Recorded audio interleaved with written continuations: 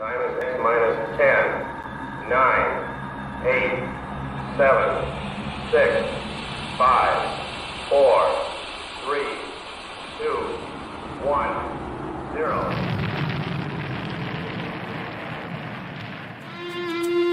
It's the Rocket Hour. Y'all are now tuned in. Time to hit the pick four that you'd love to win. If your money's coming slow, step on the faster track with your host, Ricky Pasternak. Let's go.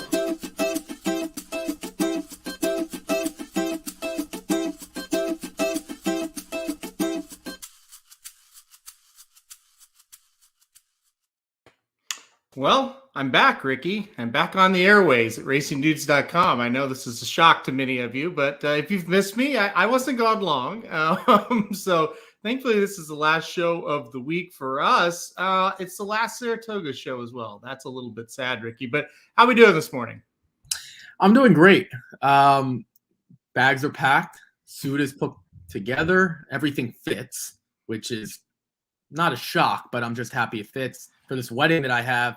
You're right. It's a little upsetting that it's the last, week at Saratoga, but there's a lot of action that we're going to get to. Hopefully we have some time for a couple stakes races maybe, but it's going to be a great card. Talked about stakes races last night on Blinkers Off. I was wasn't asked to come on. I guess I just joined, but so if you want to listen to that, but yeah, it's another great day of racing. They're on the turf. There's another Ricky's Rocket Hour giveaway. I don't know what we're calling it, but we'll introduce that. So a lot to get to, a lot of exciting stuff. Yeah, 9th race, I guess, today. The lucky coin will be the giveaway, and I'll give my pick for that for everybody. Did not do well on Wednesday, but hopefully today's a little bit better. Hopefully somebody hits it today. We'll be excited if that happens. Very close on Wednesday, just barely missed by a half link. So that's a lot of fun. Good little promo to end the meet there at Saratoga. You said it. Let's get right into it. Late pick four today at Saratoga, races 7 through 10. It's the last late pick four we'll talk about on the Rocket Hour from Saratoga. Let's make it count, Ricky. Let's do our best here. I'll put the tickets up there. Let's see as I glance through. A lot of similar picks. I think we'll be kind of close to the same here, a little bit different. Anyway, we'll get going with race number 7. Like Ricky said, we're on the turf today. That's great news. So allowance optional claimer, $80,000 going 1 mile on the turf. $105,000 purse for 3-year-olds and upward. Pretty strong field here. The 2 is out, the 10 is out, the 11 is out. Still leaves us with a solid field. Where are you going to open this up? Well, I texted you on maybe Tuesday. I was like, Farmington Road is back, and you just said rejoice. I know when you say rejoice, that means I don't care, but I'm not going to say that. So I cared. I was really upset that Farmington Road was scratched out. I was looking forward to him coming back. I mean, for a while, Farmington Road was like a legitimate, like really nice horse. Yep. But not the case. Did have a nice turf win as well back in July, but we're not going to talk about him. We both used the 4, 5, and 8. You did include the 1 Chocolate Bar, who I put on in 4th. I'm not using on the ticket, but we have the same top 4. A horse like the 4, I'll talk about 2. I'll let you talk about the 1 and the 8. I'll just take the 4 and the 5. You have to admire what the 4 does. He just runs a quality race every single time. Like, there's nothing wrong with this horse at all. Going to move up now. This is allowance optional claiming $80,000 with non-winners of 3 lifetime or other kinds of conditions as well. At the same time, I don't know what his best trip is. That's my concern, and this is why I only have him 3rd out of the horses that I'm going to use. Early on in his career, well, let's go back to January, he showed some speed and held that speed, and then more recently, cutting back a little bit in distance, kind of came off the pace. So I just don't know what to expect from him there. But at the same time, he's getting Joel Rosario. Joel was aboard in his last win, going 7 furlongs. Never had an issue going a mile. It's weird to run 7 good races, Aaron, going a mile. None of them have been winners. I don't think I've seen, 7 for 7 in the money, no wins. So obviously he belongs. City Zip, which is shocker. City Zip likes to go a little shorter, more so. But I think this horse makes sense. The other one was Principal Stand. Debuted at Tampa Bay Downs, which usually means horse is not as good for Chad Brown. Same thing with Monmouth as opposed to Belmont or Saratoga. but wins on debut easily. And you could see the odds almost 4-1. That's probably a sign that maybe it wasn't Chad Brown's better runners. And goes off at 1-5 at Belmont and wins gate to wire. He's a strong candidate to make 3 in a row. This was a deep field, though, in terms of talent. I'm with you. This is a borderline stakes field, like non-graded stakes. I think a lot of these horses can run at that level, even though they don't have the experience. So I went 4, 5, and 8. I'll let you talk about the 1 and the 8. Again, I do like the 1, just did not make the ticket. Yeah, I think, let's see. The 5 is who I put on top. I'll talk about the 8 next. I put that horse in second. I think coming off the layoff for Brown, Ortiz aboard, I don't know. I kind of like that this horse kind of comes from off of it. And I see this as being pretty fast up front. I think there's going to be a lot of pace up front. And I want that closer. Now, I kind of understand why you might look at this horse and say, I don't really know if I want to use him because he has been disappointing. He's been disappointing as a favorite a lot. I get it. I'm just thinking the pace setup is going to be completely different than what he's seen in his last 2 races where they weren't really going very fast. I think several can get to the lead here. Now, with that being said, the number 1 Chocolate Bar, I like inside speed Mike Maker on the rail. I think this is a horse that can get out in front and take him a long ways here. I like speed going 1 mile on the turf at Saratoga. I like speed no matter what at Saratoga on the turf. It seems like those horses just tend to last.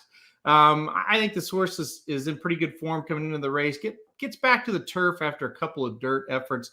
They really weren't bad, Ricky, but they just didn't quite get the job done. Then getting back to the turf, getting back to a mile, I think he's dangerous here. I thought it was a pretty straightforward race as far as 1, 4, 5, 8. I think will get you through.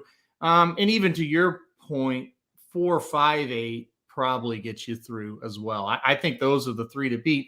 The one thing about the 5 and why I hesitated at first to put this horse on top, and I don't know if you're going to agree with this or not, I'll kick it to you. He's going to have to win in a different way. I don't think he's going to take this field gate to wire.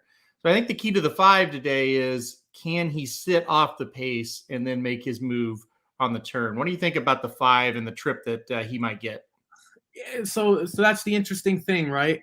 Again, does the 4 take back? I think that I want to know the answer to that question. First of all, before I continue, thank you guys for tuning in. We have a lot of people right now, so thank you guys. Please throw in your comments. I think the 5 at 9-2 is a square price. I'm shocked that the 3. I'm shocked that the 8 comes in at 3-1. I should say. Sorry, I messed that up. You would think that Chad Brown, Irad Ortiz isn't going to go off at 9-2, but when you look at this field, based on his numbers and based on his lone 2 races, it's kind of where he belonged. I think this is a true tote board race. And what I mean by that is the odds will tell you, just like first-time starters, the odds will tell you who's ready to go. If the 4, who's 4-1, goes off at 7-8-1, which I don't think is going to happen, but let's just play in theoretically, it's a sign that horse isn't ready. Or same thing with the 1, Ricardo Santana and Mike Maker 7-2 goes off at 2-1. Well, maybe this horse is going to run a lights out race. So that's kind of what I'm looking for. I think the 5 needs to lead. I don't think all the other ones do. The 4 has shown that he doesn't. The 8 has shown, even though he hasn't won since July 27th of 2019, he's shown that he can, run off the pace, close easily. The 1 as well can be forwardly placed and should be tactical. The problem with the 1, I'm not so sure what the last 2 were in terms of taking off the turf, run on the dirt, and then at this level runs on the dirt, a scheduled dirt race. And he wasn't bad in either of the races, mind you. I think he's a better turf runner. I'm happy he's getting back, but does that make you question a little bit what the connections are doing? Just because the scheduled 1 is different. It's taken off. But the last one, he was entered in that spot and he ran decently. So does that concern you at all, or you just think this is a better surface? Yeah, good question. I just think this is the better surface. I think probably, and this is just a total guess, obviously, I think what happened was he got in that sloppy race at Belmont and he ran pretty well in the dirt. And they thought, well, let's try it again here at Saratoga. It's $105,000 purse. Let's give it a shot. Maybe he'll like the dirt. And he didn't run terrible. And he was in that race. I don't know if you remember that race, with Let Me Know and Shoplifted. That's the one that had zero pace in it whatsoever. Andy Sterling even tweeted out, it's like, there's no pace in this race. This is really weird. And they did kind of run in a merry-go-round there. He got into third and he just kind of stayed in third. I just think they thought, well, he didn't run bad over the dirt on that off the turf race 2 back. Let's try it here. And it wasn't a horrible experiment, right? Got third in the race, third in a $105,000 race. That's not bad at all. But I do think that the turf that's where this horse belongs. So I'm not overly concerned about that. A couple of comments.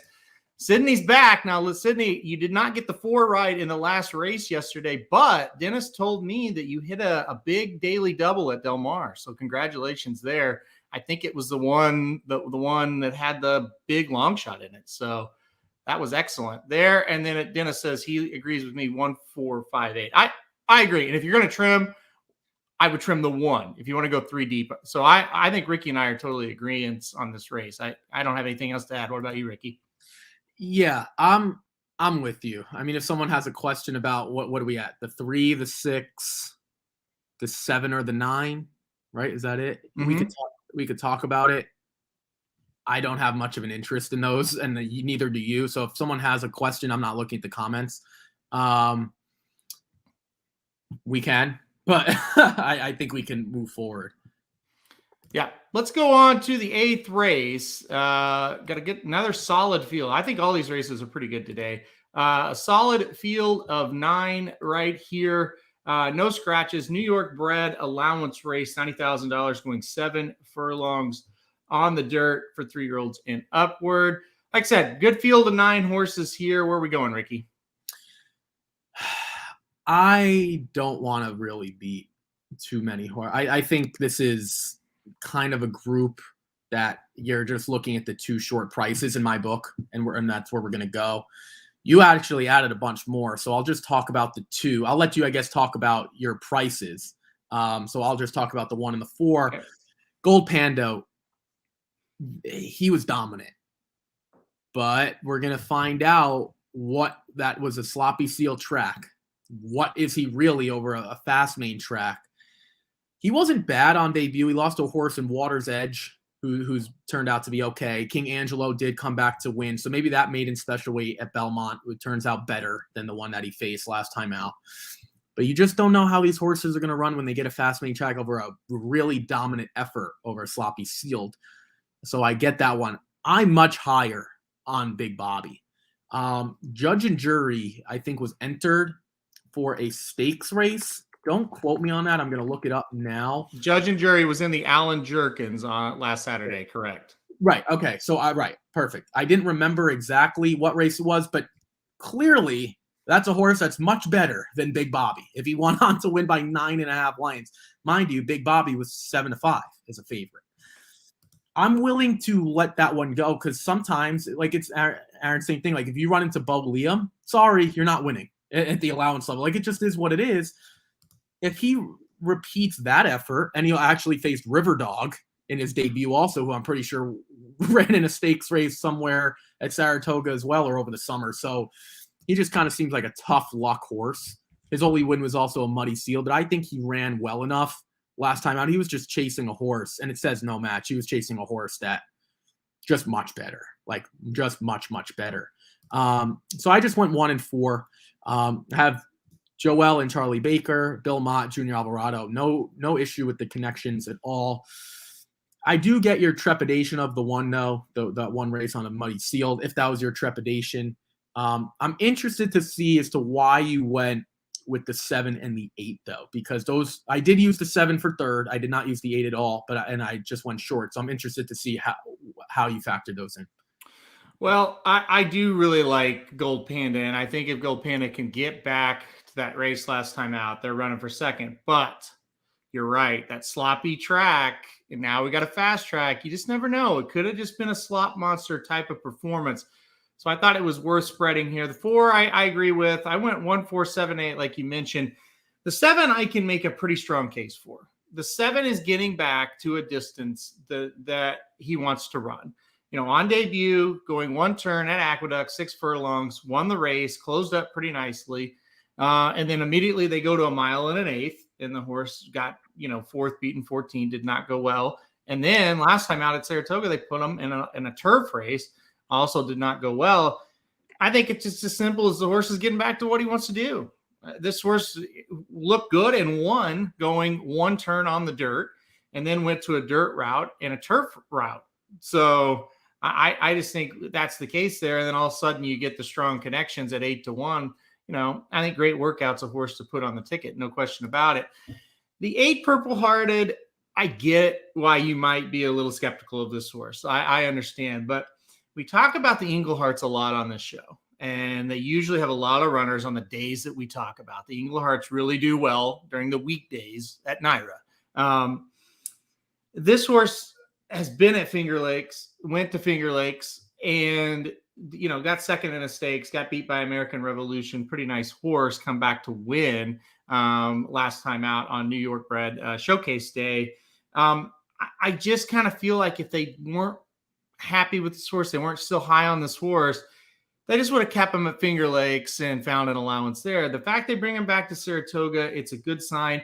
This is another horse that's getting back to a distance where I think he fits the best. You look at his race at 7 furlongs, 4 back, and I realize it's been a while. Starter allowance, open company at Aqueduct, got second, being beaten 3/4 of a length. That's not horrible. That kind of race can get you in the ball game at least here. So I like the cut back in distance for this one, and I just like the fact that Englehart's bringing him here. It was enough for me to throw him on a ticket. The way I played it today, there's not a huge price difference whether I go 3 deep or 4 deep here, because I'm going to single in the next race. So I thought the 8 was a long shot worth throwing on the ticket. Yeah, no, I get that. And the problem for me, the 8, I didn't have any interest in, so I'm not going to even go there. The 7, that maiden special weight race, those horses just weren't very good in that he beat, because he was 4-5. Bar 14, I think, broke his maiden in his 6th start, maybe 7th start. Nemo's Fortune has yet to win, so it was his first race, and he wasn't bad. The turf race, in my book, tells me that Pletcher just doesn't know what to do with him at this point. And I could be wrong, but it's weird that he goes from dirt to turf after a bad dirt race, now gets back to the dirt. Clearly, Todd Pletcher will tell you this is not one of his better horses. I think he'll be the first to admit. And that's fine. That's not what we're saying. At the end of the day, it's like, I find this with Wesley Ward a lot. You kind of feel like the tote board is going to tell us that this horse isn't very good. And I think, to be honest, Aragon is telling us if there's a Pletcher morning line that's 8-1, he's probably not very good. I'll be wrong. If he gets bet down to 4-1, 5-1, then I might be in trouble. But I think the 1 and the 4 just a step above. Again, I don't like the 8 really at all, so I'm not even going to just bash the horse. But I get what you're saying. Pletcher IRAD 8-1. There's that. Like, if you like the connections, you're going to get the value. Do we have any comments? So Dennis says, I kind of like the 3. First time gelding for Jose Ortiz. Hasn't been out in forever, though. The more I talk to myself about this horse, I am not liking it as much. First time gelding, obviously, that's a positive, sort of for his running, maybe not for the horse in general. 7 furlongs, the horse has been pretty decent at that distance, kind of a specialist distance, as we talk about a lot on the show. So, Dennis, I thought about it. I couldn't quite get there. But I did think about it. Ricky, did you think about the 3 at all? I didn't, and here's why. First of all, way too many chances at this level now. We're approaching, I see 4, probably more than that. Ran in the Withers and then ran in 1, a stakes race, then ran in 3. If you can't get the job done at Aqueduct, you're not getting the job done at Saratoga. That's just me. And I know that's not the best way to look at it, but Aaron, to be honest with you, what has changed about this horse outside he's getting Jose Ortiz? He is a first-time gelding, but he hasn't run in 7 months now. He's supposed to come off the bench and face a horse in Big Bobby who's in form. Gold Panda, whether he wins or not, he's in form. The 7, who I don't love, is in better form. You know what I'm saying? Like, I think the 6 maybe just couldn't handle the slop last. I don't know what happened, but he might be like, it would take me a long time, a lot of horses to get to this 3. You're supposed to win at Aqueduct, and you're supposed to do it at 3-5, and he sucked. To be quite honest with you, I don't have an interest. I would take your 7 at 8-1 over this 3 at 5-1 if I had to pick between the two. I just don't like this 3 at all. Yeah, I think you asked what's changed with this horse. If you ask the horse, he would say a lot's changed since the last time I ran. But no, I'm with you. Too many chances at the level was the point that you said that really hit home for me, and that's kind of the last straw. It's like, man, you're right. A lot of chances, just haven't been able to get the job done. So I'm with you, but it's not the worst play. I'm not. If you were really strong about it, Ricky, Dennis, I would not talk you off of it. I don't think it's too bad there. I guess hello from Venezuela is how I'm going to translate that, right? Yeah, I'm pretty sure desde means from. Okay. And saludos is hello. Yeah. Salutations, essentially. Yep. Hello to you as well. Thank you for tuning in. We really appreciate it. Dennis says college football. He was 7 points away from being 5-0 instead of 3-2. That's the breaks, Dennis. That's the breaks. Well, like my dad used to tell me, it's called gambling for a reason. Yep. It's part of the deal. Well, we could talk. We'll my name is college football, so we could do a little college football recap preview at the end. But we got to get through the next 2 races first. Yep, we will do the college football recap at the end. I think it's a good idea. We talk about Dudes Who Bet Sports had a good night, as well as Dennis. We were 2-1, and we'll get into that. Another reason we were a half a point away, Dennis. So I was really pissed. Anyway, let's go on to the 9th race on the card. It's the Rocket Hour giveaway race of the day. It's the Lucky Coin Stakes, 5.5 furlongs on the turf, $120,000 purse. 4-year-olds and upward, which have not won a sweepstake in 2021. Solid field of 7 because the number 2 connector, I should say, has scratched. So field of 7. I've got a single here. It looks like you're going 3 deep. Lead us off, Ricky. Yeah, I'll talk about the 2 others. We're both on the 8, obviously, top choice. But I'll talk about the 3 and the 6. I guess you kind of gave away your $20 free giveaway play with your single, but I guess you'll give us the lights as well when you talk about Maven. I thought Noble Emotion is just a really, really nice horse. Now, we're going to find out if he's stakes level. I'll be honest, his last race, I think, is good enough to win here. Again, it depends on if Maven shows up with his A-plus effort coming back from Ascot, and you'll get into that. But I think Horatio De Paz is one of the more underrated trainers in the country. He just puts out quality horses, dirt, turf, sprint, long, claimers, stakes runners, whatever it is. He's very versatile. All his horses run pretty well from when I downloaded this again, so don't quote me. 12 of 23, I believe, in the money, 22 win percent. I think any trainer across the country would take those numbers. Jose Ortiz maintaining the mount, almost made it 3 in a row. There's something that changed in him from a 3-year-old to a 4-year-old. He just seems like a different runner. You would think our Noble Emotion by Curlin wants to go longer. This horse wants to go as short as possible, which is a little funny. The 6 is interesting. Back to his roots. This horse hasn't run since October 4th. Ran in the Belmont Turf Special Invitational, something like that, to Wet Your Whistle. Stumbled, broke, lost the rider. We haven't seen this horse since. He was 3-1 going into that race, and he won an allowance optional before that. Now, he is one of the few, Aaron, that I think actually wants to be last. Maybe the one also wants to be last, Guildsman. This horse might pick up pieces. His biggest problem is going to be how far back is he? He has had Jose Lezcano. He doesn't have Lezcano now. He gets Saez. Too bad, because I'm a big Lezcano fan, if you guys haven't heard. But I think Saez is going to be a little bit more aggressive, and maybe we could see a race where he runs about 12, 13 months ago on July 29th, where he's not last, but he's towards the back, so he can make that run. If he's going to be 7th, what are we, a field of 7? If he's going to be 7th, he's not winning. It's just going to be too much ground. Can Luis Saez put him 3rd through 5th? If the answer is yes, I think he's got a shot. Again, the top choice for me is Maven, and I'll let you really dive into his, pedigree and his races. But I just don't think this is a true single. I think there are enough horses in form that the way Maven ran at Ascot, even though it was grade 1, group 1, whatever you call it, I think he might be in trouble if he doesn't run his best race. I think he's going to run his best race here.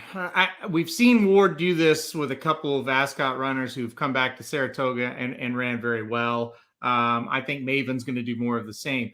My big worry is he's had one start at Saratoga, and it was not good, right? He was coming off an allowance win at Keeneland where he looked really good. This was last year I'm talking about. And then August 26th, right here, 5.5 furlongs on the turf, and just didn't fire whatsoever. Didn't really break very well. He's a horse that kind of needs the lead. Maybe that was a little bit of the problem. But this year looked very good in a comeback race at Keeneland off of a long layoff on April 15th. Looked good and won. Went over to Ascot. You look at it and say, well, he got 11th. Well, he was 40-1 in the race. That's number one. Number two, he was beaten 5 3/4. That's not horrible at Ascot. And then we've talked about this all meet, and this really started at Belmont Park. Johnny Velasquez, when he jumps aboard for Wesley Ward, it's a really, really good sign. And he puts Johnny on all his real good ones. And I think Maven's going to get to the front. I like the outside draw here. I think Johnny puts the horse just wherever he sees fit. If somebody's really trying to burn up front, he can stock that pace, and if nobody goes, he can speed off and clear. I think Maven's going to be awful tough. I think he outclasses this field. I'm with you. The one I'm really scared of is Noble Emotion, the 3. I think that's the one that definitely can beat Maven. And guess what? That's the other one that's got early speed. I think early speed is going to be good here. I'm going to go Maven with the single. I just like to use some more horses in all those other races, and I thought this one made the most sense to single. Yeah, I'm with you. Does Maven not remind you of Nick Skull a little bit? Like when he's really good, he's great. He's fantastic. Yeah. When he's bad, he's real bad. But again, Nick Skull, like the range for Maven is like super wide. The range for Nick Skull is not as much because Nick Skull usually does run a really good race. But Maven, like some of these races, you're right, the Mahoney last year, I mean, that was brutal. Like absolutely brutal. And I'm not picking him apart because I did put him on top. He's only won 2 allowance races dating back to the beginning of last year. It's not like he has a Group 1 or a Grade 1 or a great like the Franklin Sampson at Kentucky Downs, which is going to be this weekend as well. Like he doesn't have anything better than an allowance here. So I just think it's people should be trending cautious. If he runs his best race, he's going to win. But Aaron, just like Nick Skull, like he's got the ability to throw a clunker, and you kind of ask yourself, like, what's the deal? Well, he's raced 8 times and he's won 4 of them. And it's in 3 of his 4 losses, I have a good excuse for him. 2 of them were overseas, and he's just not that quite good enough. In that race at Kentucky Downs, he was running decently. He was in second. He took a bad step and basically got pulled up. So the one that there is no excuse for is the race at Saratoga. So that is that's as my dad had caution flags for the show yesterday. He would put up the yellow caution flag right there of, okay, that's a problem. He didn't really have an excuse in that Saratoga race. So that's really the only one that concerns me. The other 3, it's like, yeah, he was just overmatched, or he just took a bad step. And by the way, 6.5 at Kentucky Downs is just a little too far for the horse as well, I think. Throw that in there too. But I don't know. I just think if he runs his best race, they're all kind of running for second. He did look very, very good at Keeneland on debut this year. So I just think he's going to be the best horse in here. I think he'll outclass him. I'm with you. If he runs whatever his definition of 100 is, he's going to win. Yeah. You just know a horse like the 3 is going to run for this level, a 96, 97. That to your point. And 6-1, I think, by the way, is a fantastic price. Yep. If you really like the 3, that is a square price. It's fair. You can feel good about that one. Because, for example, like the 7 comes in here, which we don't like. The 7 comes in here at 6-1. How am I making a case for the 7 over the 6? His stakes race was at Colonial Downs. It's not going to be nearly as good as this. And then he won a nice race at Belmont. But then prior to that, it kind of seems like a bounce effort because he sucked, to be quite honest with you, the rest of the year. So I'll take the 3. If asked, as a value play, a win bet. So before we move on, you like Maven, that's your single. how many lengths or the finish? Or do you think it's close, or do you think he kicks clear and he wins by a couple? What are you thinking? Okay, I'm going to analyze the links here. Let me pull him up again. Well, I've already moved on to the 10th on my past performances. All right, here we go. Well, you knew He's won races by a half, a head, 2 3/4, 2 1/4. Oh boy. I'm going to go a length and 3/4. A length and 3/4. Yeah. We're actually going to bring on Mike Somich after the 10th because he has something in his background that might be the coolest thing I've ever seen. Yes, he's pointing to it. I don't know where he got it from, and we're going to bring him on. It's awesome. I texted him on the side asking if he could come on. He probably didn't think I was going to say that, what I was talking about. So he could give us his length of winner as well in this race as a kicker. But yeah, so length and 3/4. That's what Aaron's going with for Maven. Obviously, that's a single. Since we're on the subject, should we just bring him on now so we don't have to? Well, I want to talk about the 10th race first before we do Okay, so the 9th race. Hello, Mike. Welcome to the show. The 9th race. Do you know the Ricky's Rocket giveaway? Are you familiar with it? I do. I mean, I have a couple issues with it, but that's okay. I'm familiar with the concept. What's the issues? Let's air. You got to have it open in the comments so people know if they win instead of DMing you. Well, no one's won yet. I think they're 0 for 109 between the Indiana. Well, that might be the time to realize that $20 is not the appropriate prize for getting this correct. Well, it's free. That's not whether it's $100, $1, 50 cents, or $20. If you don't get it right, you don't get it right, regardless of the dollar amount. Yeah, that's correct. Just 0 for 129. Maybe worth more than $20. Just throw it out there. No, maybe a full tank of gas. Throw a 50 on it. Come on. Well, I don't. My tank's about $30. So okay, a dinner at Sperry's then. Oh yeah, that sounds about right. Just a dinner at Sperry's, just throwing out $100 bills. All right. Do we have the Ricky's tip calculator yet? Can we put that on the site? Yeah. So, if we want to walk through that, the tip. We don't. Well, yeah. Anyway, okay. So, so who do I like here? I'm going to go Noble Emotion by half a length. That would be my pick. I want to be contrarian. I'm going to try and reduce the number of people, and I think since the turf sprint, you're not going to see a big winning margin. Well, you don't have to reduce the number of people. Everyone wins. If there's like 5 winners, there's 5 winners. There's not like a who submitted first, so you don't have to reduce anything. All right, I'm still sticking with Noble Emotion, half length. Yeah. I faded this horse enough. So you want to hear the story behind the banner? Here. Well, we could do that now, or we could do that after race 10. Producer Halterman, what do you think? I'm trying to get it to. I don't know how to make him the biggest one on the screen, or I would. Maybe Samich knows how to do that, and then he can tell us the story. Nope. Nope. Oh no. There it is. There it is. Hey. Okay, here we go. So yeah, Aaron, do you actually recognize this thing? Yep. By any chance? Yep. So 2 years ago, maybe 3 now, I was at Saratoga for the first time. I just started writing for Racing Dudes, started doing the Magic Mike Show podcast, and we bought a bunch of T-shirts, which I actually still have some, so we could do some T-shirt giveaways at some point. And Jared sent me this to put up at Saratoga so that people could find it. But he sent it didn't get there in time. So it got there like 4 or 5 days after I left for the weekend. I had no clue it was there. I was randomly rummaging through the garage at Saratoga when I was up there for a month looking for a golf club, and I found a box with a big circle thing that said Jared Welsh to Mike Samich. So I was like, what the heck is this? So we opened it up, and it was our wonderful Racing Dudes banner. So now it's a fixture in the background here blocking my exercise bike back there because it's much more attractive than that. All right, so we're going to we didn't want to do that. Here we go. Well, we don't have the thing up anymore. But, okay, so that might be the coolest thing that I've seen. It was nice to get a golf polo from Saratoga Slim since I've been begging for one for months. But that is awesome. So it's not like, for anyone who knows Jared, it's probably not surprising that it got there late. Not at all, in the slightest. You'd think it would get there on time or he would overnight it, but okay, we can eliminate that.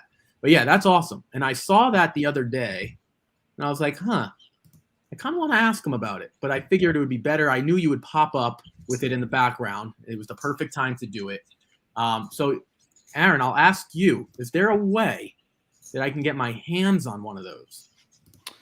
That is definitely a one and done situation. Now we could get another one though, but we just have one of them.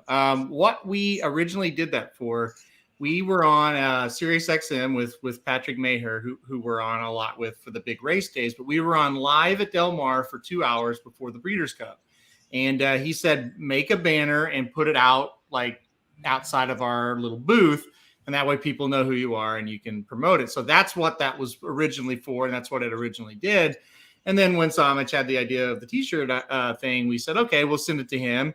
And there you go. And so it didn't get there in time, obviously. But the thought, that's what counts, right? And anyway, so that's what that's for. Could we get another one? Probably. I don't know where we got that, but I'm sure we could get another one. They're not hard to get. You can get them pretty much anywhere now. They're pretty easy to produce. Well, there are some things that there's a bet that you guys that took part of. We'll go over race 10 and then we'll get into the bet that it looks like Mike might lose. He does have a few days to the meet left regarding Chad Brown and his win spread. We'll dive into that. I'm in trouble in that one. Yeah, so Aaron, let's get to the final race here. We can keep Mike on just so we could wrap this up and get into.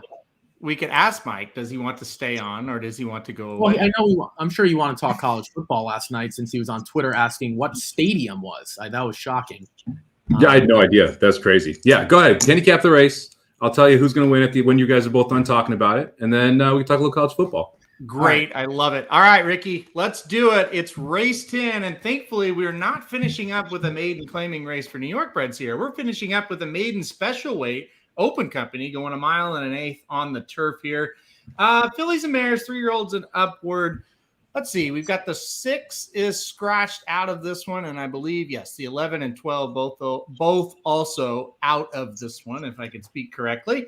It should be a pretty good race here. Wide open field. I went 4 deep. It looks like you did as well. So round us out here, Ricky. Yeah. Do you know who Goff is? Coco Gauff. Do you know who that is, Aaron? Coco Gauff is a tennis player, a young American. I don't know how old she is. I want to say she's a teenager. I don't know how old. I don't know if they waited to debut this horse during the U.S. Open. If they did, it's great, by the way. She's unfortunately out of the tournament, which is a little ironic. But she lost to Sloane Stephens, another American. I just wanted to include this horse. First of all, there's too much pedigree to not include. Now, I know going 9 furlongs on the turf is a really tough ask to do with first-time starters. You included this filly as well. Excuse me.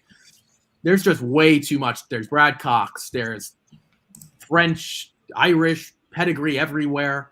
I'm not sure if she can win. Again, this is a tough ask. 9-2, fair price. I just thought it made sense.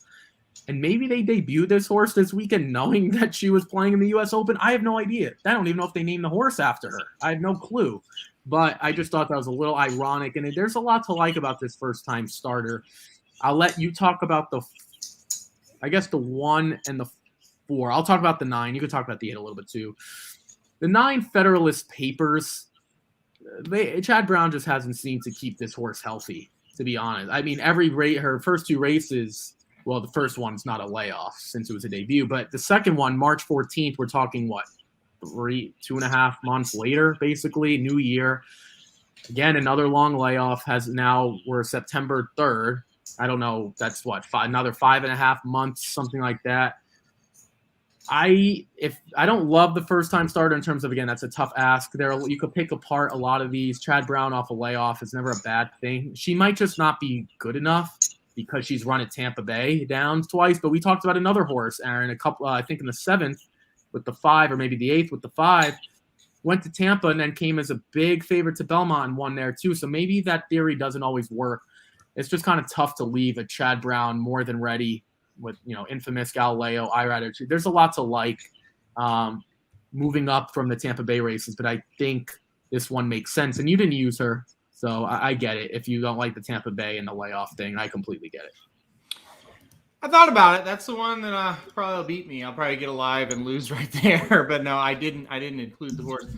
with you on the 3. It just kind of feels like this might be a runner.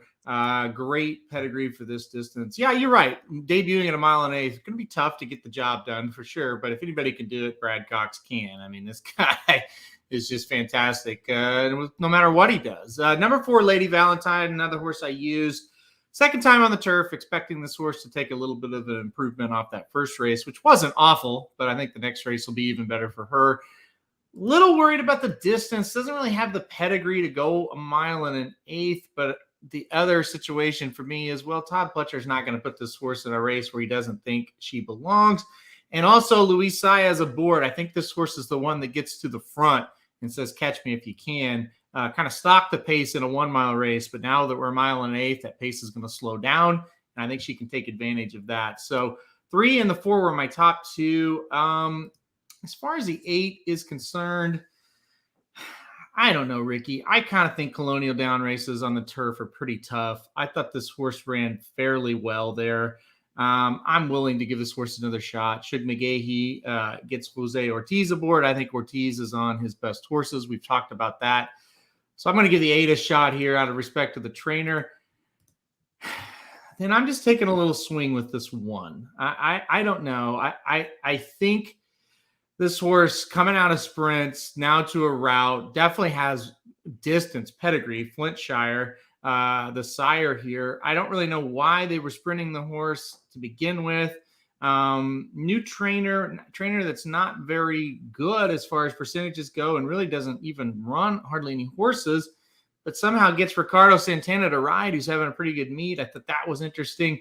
I just think on the stretch out, draw on the rail, this might be the other horse that kind of gets out towards the front, maybe pulls off a little bit of upset. So for me to round it out, I went 1, 3, 4, and 8. Samich, you said you were going to tell us who was going to win after we're done. Who's winning?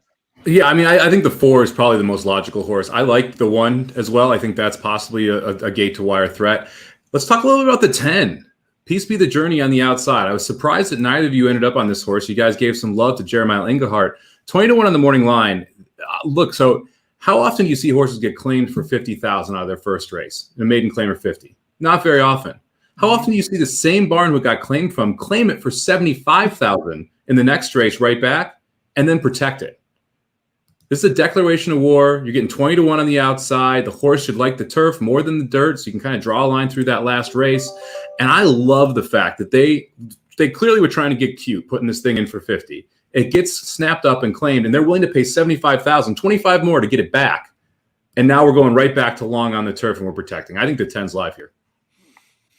What do you think, Ricky?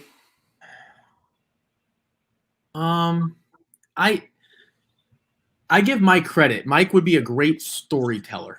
Like I couldn't draw up that story. Like, oh yeah, like make a story for the 10. I would have said, well, the horse sucks.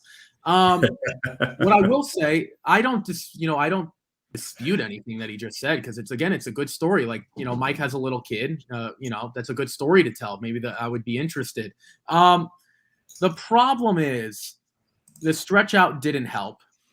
I don't know if it's a downgrade. Jeremiah Engelhardt gets this horse back and wants to throw her back on the turf, which is encouraging. I'm just not sure, based on the pedigree on the Dam and Sire side, why she wasn't going long right away. It kind of seems like, well, maybe you want to get 6 furlongs into her. Okay, and then Falcone did try to stretch out. I just don't know if she's talented enough. Like, I get the thinking. I just don't think she's good enough. Like, at a price, sure. And I know, Mike, you're a bigger price hunter than I am, which is fine. It's just the way we look at things. But I just see too many other horses that are better, I think. I like it's you're going to get the price. If you're price hunting and you're all, you're on paper, you're getting the longest shot on the board. So, I get it. I just don't see this as we're going to get a price here. I do agree. I think you got to look at a lot of options. Again, so A+ to Mike is a storyteller. I wouldn't have got. I would need to hit the all button to get here. Seriously, I couldn't get here without the all button. Maybe I'm wrong. Maybe hitting the all button would have been the smart thing to do. It does seem like what they were trying to do, especially now that they get the claim back, it seemed like they were trying to just get a race under this horse's belt. Probably didn't think the horse would get claimed, and then, move it up in class and stretch it out in distance next time out on the turf, keyword being on the turf, and perhaps pop at a price. That's what it does have written on it. Ultimately, I'm kind of with Ricky. The horse has got to show me that she can do it.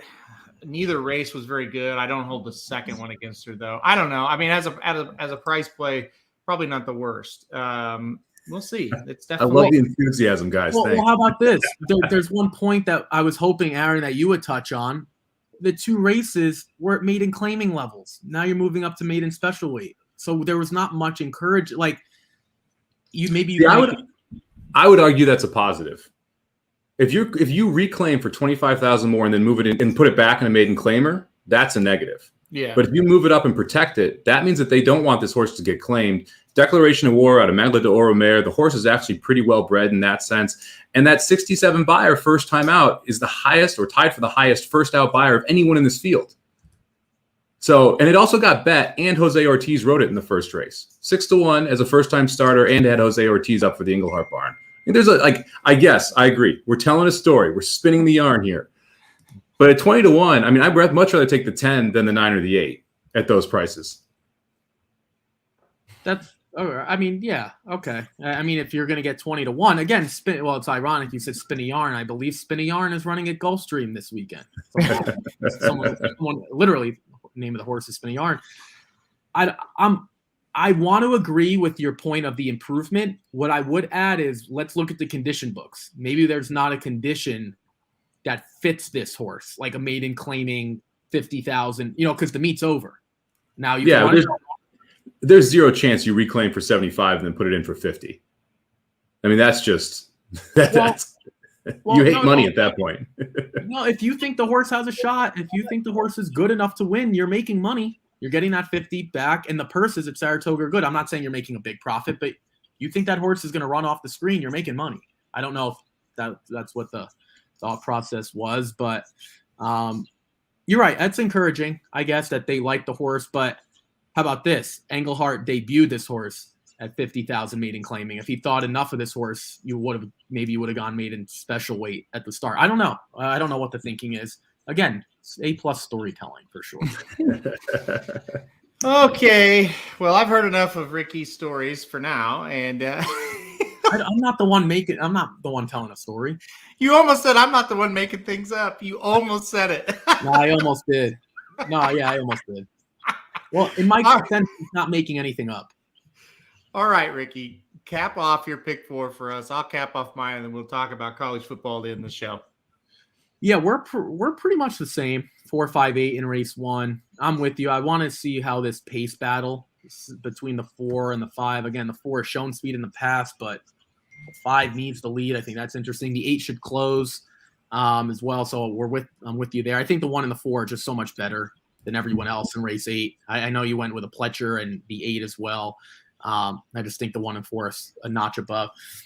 Let's go to the 9th, which is the giveaway race, Lucky Coin Stakes. They're on the turf still, obviously. I think the 3 is a real contender. I really, really do. If Maven doesn't show up and run his best, I did throw it back to his roots off the layoff. We'll see if he's good enough. He might need a race. And then the final one, I went 3, 4, 8, 9. I'm rooting for Coco Gauff. I don't know if that's why the name. I don't know what the point of Gauff was if they weren't going to debut on U.S. Open weekend. I hope that's what it was. Plenty of pedigree, first-time starter. It's a tough ask, but 3, 4, 8, 9. It's 3 by 2 by 3 by 4. It's a $36 ticket starting in race number 7. It's funny when you said Coco Gauff. I thought you said Coco Golf. Like no. I'm being serious. What kind of golf is that? No. Yeah, I'm being serious. Like Coco Gauff, she just played Sloane Stephens the other night and lost. I wouldn't do that. I wouldn't make that up. I wouldn't know Coco Gauff if she slapped me right in the face. Still wouldn't know who it was. Oh, do you watch tennis? No. Well, that's he doesn't watch tennis. You're not watching the youth of America, is what you're saying. That's fine with me if that's what that means. Sure. All right. My pick 4. I kicked it off 1, 4, 5, and 8. I think you're completely safe if you get 1, 4, 5, 8 in that first leg. If we get beat there, well, what the hell? What can you say? I couldn't have went anywhere else. Next race, 1478 for me. I am a fan of Gold Panda's last race. I thought it was good, but sometimes you just get a slot monster type of horse. So I wanted a little bit of coverage there, especially with the single in race 9 of Maven, the 8 horse. I just think Maven looks a little bit classier than everybody else. If he shows up at the best race, I think they're all running for second. And I rounded out with 1, 3, 4, and 8. Coco Gauff is on the ticket. 1, 3, 4, and 8 to round it out. I do kind of like the horses stretching out a bit. The 1 for sure is stretching out, and the 4 stretches out an extra 1/8 of a mile today. I think those two are pretty interesting on the front end. Who knows where Coco's going to be, and then Shug McGahee with Jose Ortiz, always a combination I like to play. $32 ticket for me. Hopefully we can finish off the Rocket Hour Saratoga coverage with the victory. She's the next big deal, Coco Gauff. She's very good. She's really good. Yeah. So. She's very good. Like Good a for lot her. of people, I watch like with the big tournaments. I'm not going to watch. A lot of people have said like she's got the ability, like that potential to be in like an all-time American great. Like I don't know if that's going to pan out. It's a big ask, but she's got a lot of talent. Like she's a youngster. Like I don't know how old she is. She might only be like 17 or 18. Very young. I think she's 19 now, something like that. Yeah, very young. Very, very young.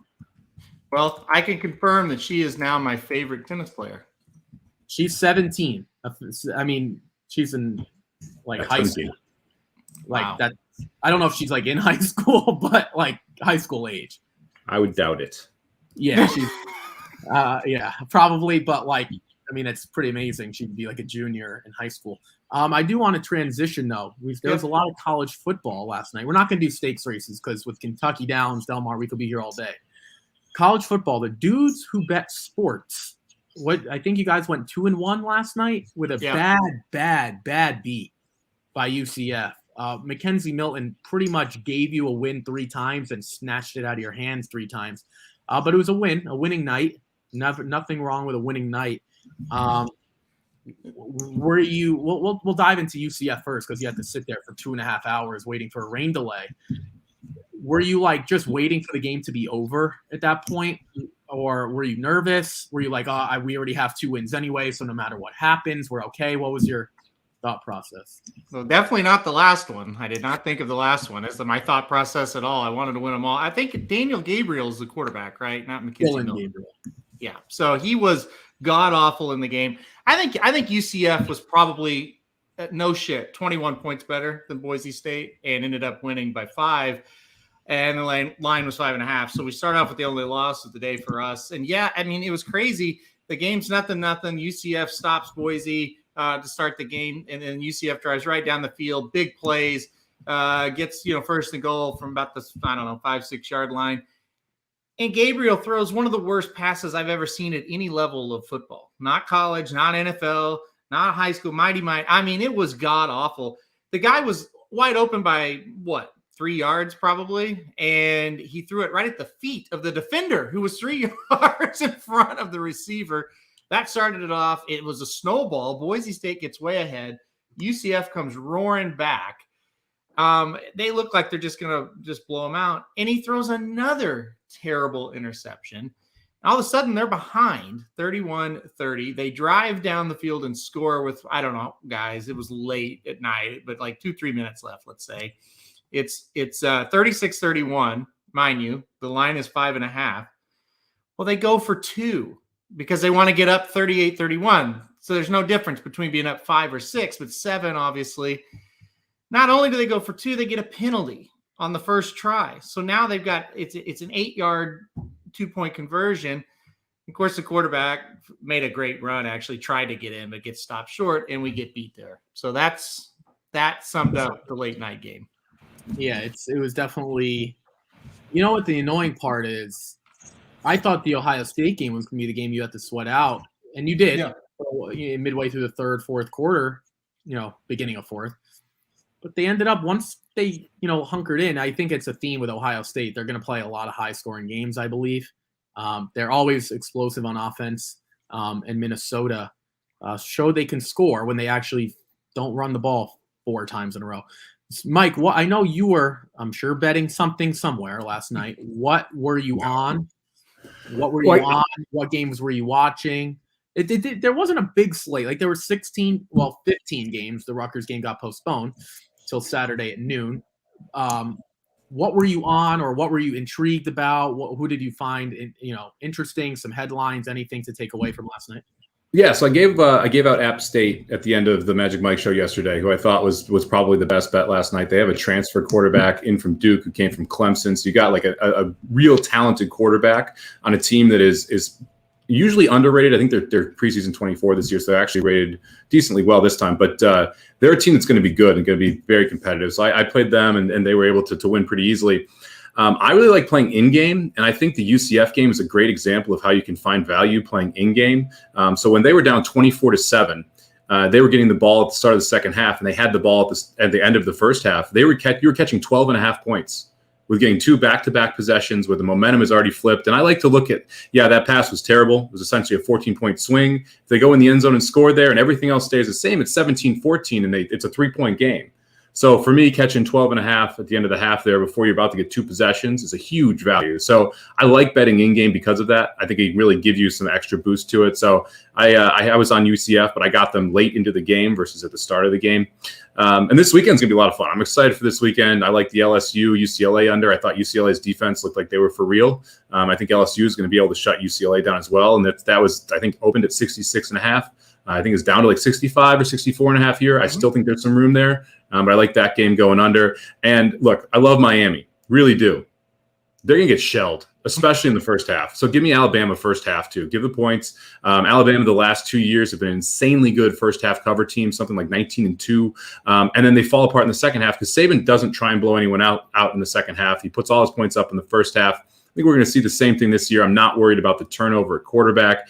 Alabama's been able to just roll them out, and the kid they have there is a different quarterback than Mac Jones. He's got a little bit more speed, can use his feet, but he's got all the weapons still. So give me Alabama first half, lay the points there, and then I'm going to take the under in the UCLA LSU game. Yeah, Alabama is by stats, one of the best first half teams in the history of college football betting. They just get up and score and stop there. Real quick before we wrap up, because I have to go pick someone up at the airport for this wedding. Georgia, Clemson, Saturday night. On paper, it's probably the game of the year, week 1, unless something develops as we look at it. Aaron, I'll start with you, and then Mike, I'll go to you. Give me a score prediction, and based on that, what are you looking for? Because JT Daniels hopefully gets a full season as a healthy quarterback. DJ Ugalele, I think I said that properly. It's his turn now, taking over for Trevor Lawrence. It's a lot of headlines, a lot of storylines. How do you think this is going to play out? High scoring, low scoring? What do you anticipate? First of all, the Appalachian State pick last night, Mike. Good pick.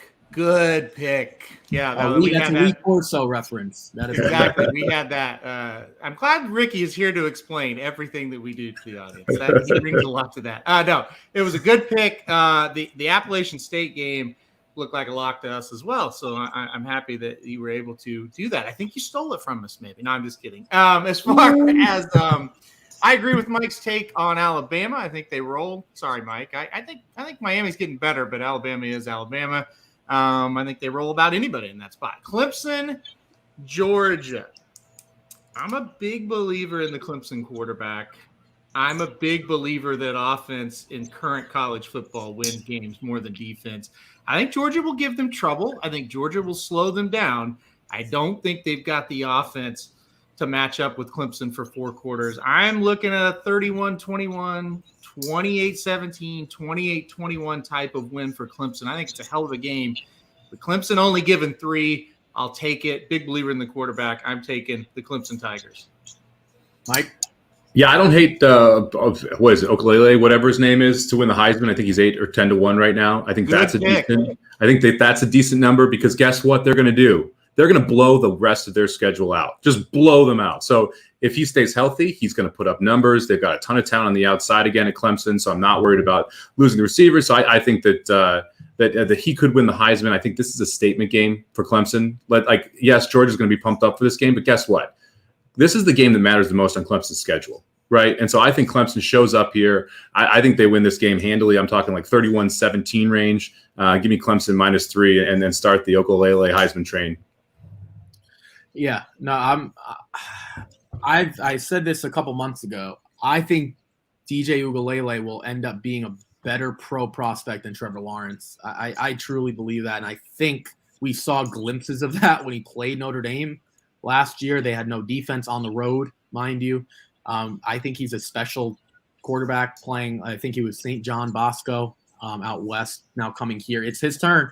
A lot of young guys. We saw C.J. Stroud last night. We're going to see Bryce Young.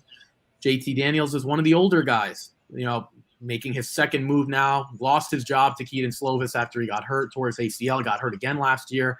So many headlines, so many storylines. It's going to be a great weekend of college football. Hopefully, I'm going to have to not check Twitter on Saturday and just watch the highlights because I won't be around probably watching this. But it's going to be a great weekend of horse racing, great weekend of college football. So, yeah, it's a lot to get to. Any final thoughts before we sign off? One thing to be very careful for in college football, a lot of times people will fall in love with the teams that have a lot of players back, and they have a quarterback back. And Georgia has a quarterback back, and Clemson has a new one, and it's like, well, I'm going to take Georgia because they got the experience. JT Daniel, he wasn't very good. He's not ever going to be very good. This guy at Clemson could be a big boom. Just because JT Daniel's more experienced does not mean Georgia has the edge at quarterback. Remember that in these early games, because once you get into October, people are going to go, oh, well, this guy's not very good. They've seen him play 3 or 4 games. Every year when Landry Jones came back for Oklahoma, all the magazines would say, Oklahoma's got their quarterback back. They're going to be in trouble. Remember what you saw from these guys last year when you make judgments on them this year. Just because they're back doesn't mean they're going to be good. Shop around. It's one of the key things you need to do if you want to win in sports betting. Look, the lines are different everywhere you go. The juice is different everywhere you go. And in the long run, 2 cents matters. -108 versus -110 matters. So make sure you look around. It's hard enough to beat sports by just picking winners. It's a lot harder if you consistently give yourself a bad number. So make sure you're looking around to find the best line. A lot of people don't do it. Makes a big difference in the long run. Yeah, no, that's a fair point, because over the course of time, if you are a serious player, it takes no extra effort to really shop around a few minutes or so. So that's a good point.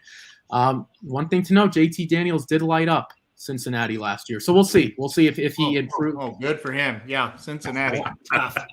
Tough powerhouse. How many yards do you think JT Daniels throws for? Against Clemson? Well, Clemson's defense is not great. I think he'll throw for 230. Can I take the over? I'm not making that bet with you. You So can in your mythical mind, sure. I'm pretty sure JT Daniels lights up Clemson. Now, I don't know if they're going to win. I'm pretty sure JT Daniels has one of those, like, wow type of games. We'll find out. They might not win. Again, that's a different story, because I think DJ's a special talent. So we're going to find out. A great game to kick it off. There's another college football game Sunday night, and another college football game Monday night as well before we kick off the NFL season. So, guys, tune in. No more shows on the Racing Dudes platform this week. Thank God. Yeah. I've done a ton of them. You've been worn out. You had 3 yesterday, and then we had, Monday. We had one Tuesday, Wednesday, Thursday. So yeah, that's going to do it for us on all platforms this week. Magic Mike will be back early next week to recap as well from what they saw this week, and I'm sure they'll be talking college football as well of what they saw. I don't know if Magic will be into it. I know Mike will break down every game if that's what people want. Aaron and I will be back on Tuesday doing a recap of the final weekend at Saratoga, Kentucky Downs. We'll do some college football as well. But yeah, that's going to do it for us. Everyone enjoy. Oh, Aaron, did you want to add something? Yeah, so Monday we will have our first ever Dudes Who Bet Sports recap show, so make sure to check that out. We go Monday, Thursdays, all through the football season starting next week, so that's going to be fun. We'll talk about what we got right and what we got wrong. There's a Monday night football game that's a college game. We'll also talk about it a little bit. And then when the NFL season starts, obviously we'll talk about the Monday night football game in the NFL as well. Probably be we haven't hammered down a time. I would say that'll be Monday morning. We'll get that on the morning for the people who want to bet that Monday night game, so you have time to watch it. By the way, I want to give a big thanks for everybody that's tuned in to that show so far. I added up all the views. We have over 1,000 views of that show. I texted that to my dad, and I think he cried. He was so excited. So we really, really appreciate you guys supporting that show. Please continue to do so. We're going to put a lot of work into that, try to make it the best that it possibly can be. So thank you, everybody, for tuning in. We're going to have guests on that show. We're going to do a lot of things. We're just trying to get it established and out there for you now, kind of get that flow going. So hopefully we stay hot. We were 2-1 yesterday. Papa Dude's got an underdog of the week in Virginia Tech plus 5.5 tonight. I think he's out of his mind. I said North Carolina minus 5.5. So our first big disagreement. That'll be a lot of fun as well. I guess I'll wrap it up. Anybody else got anything to say? Or I'm doing Equine Edge's show tomorrow, Coffee and Cap'n. If you want to hear my thoughts on Del Mar tomorrow morning, 12:30 Eastern, 9:30. Yep, 9:30 Pacific. We're going through the whole card. So if you want to check that out over on Equine Edge's feed, take a look. I will definitely be watching that. Saturday night, 7 o'clock, CBS Sports Network. If you're bored, which I hope you're not, Syracuse kicks off their season at Ohio. It should be one of Syracuse's 2 wins that they get this season. So keep an eye on that. We almost got away without any Syracuse talk. No, I love it. I'll be home from the OU game probably about that time. I'll probably tune into it because I'm sick. I'm a very sick person. I saw Sonics. You were asking about where's UNLV? Where's that game at? And it was on Stadium. Yeah. No idea this thing existed. But guess what? There's a ton of games on there. Although I wish I hadn't found it. That was a pretty painful way to lose some bets because I had it was a 20-14 or 20-6. So I was up 14 points late in the fourth with Eastern Washington. They ended up winning by 2 in triple overtime. So I covered one of my bets, but I had some in-game bets. I got them plus 2.5 pregame. And then in-game, I had anywhere from 3.5 to 5.5, and that kind of sucked because up 14, you're feeling pretty good because UNLV couldn't really move the football, and then it kind of fell off the rails. Well, Stadium, if you guys don't know about Stadium, and this is a sick mind, back in 2017-18, when Colin Sexton was at Alabama and his whole team got thrown out of the game, he played 3-on-5. That was the game. That was really when Stadium kind of launched. That was like the first big time that Stadium became like a well-known thing. I think that was 2017. I don't know if you guys remember. It was one of the craziest things I've seen. He was literally playing 3-on-5. They had no bench players. They all got kicked out of the game. He was playing the team by himself, basically. So that's the Stadium story. But yeah, no, it's going to be a good weekend. I got to get going because I have a wedding to get to.